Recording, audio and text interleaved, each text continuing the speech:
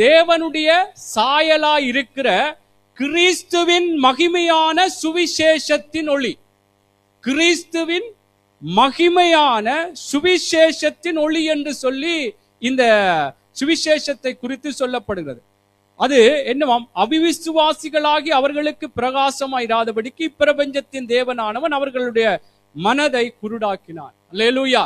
ஆகவே என்ன சொல்லுகிறேன் தேவனுடைய பிள்ளைகளே, இந்த ஒளியை, இந்த வெளிச்சத்தை நாங்கள் பயப்பட்டோம் என்று சொன்னால், மற்றவர்களுடைய வேதனையோடு, கண்ணீர்களோடு, பாவ வாழ்க்கைகளிலே பலவிதமான விரக்திகளோடு இருக்கிற பிள்ளைகளுடைய அந்த இருளான வாழ்க்கைகள் இருளாகத்தான் இருக்கும். அப்ப இந்த சுவிசேஷத்தின் ஒளியை நாங்கள் பிரகாசிக்க பண்ண வேணும். அதான் இயேசு. இந்த ஒளியை மற்றவர்களுக்குள்ளே நாங்கள் வெளிப்படுத்த வேண்டும்.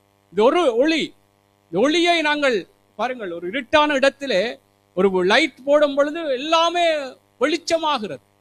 அதே போல இயேசுவை, அந்த ஒளியை நாங்கள் மற்ற ஜனங்களுக்குள்ளே, தேவனை அறியாத ஜனங்களுக்குள்ளே, இருளின் அடிமைத்தனங்களுக்குள்ளே இருக்கிற ஜனங்களுக்குள்ளே வெளிப்படுத்தும் பொழுது பல இடங்களிலே வெளிச்சம் பிரகாசிக்கும்.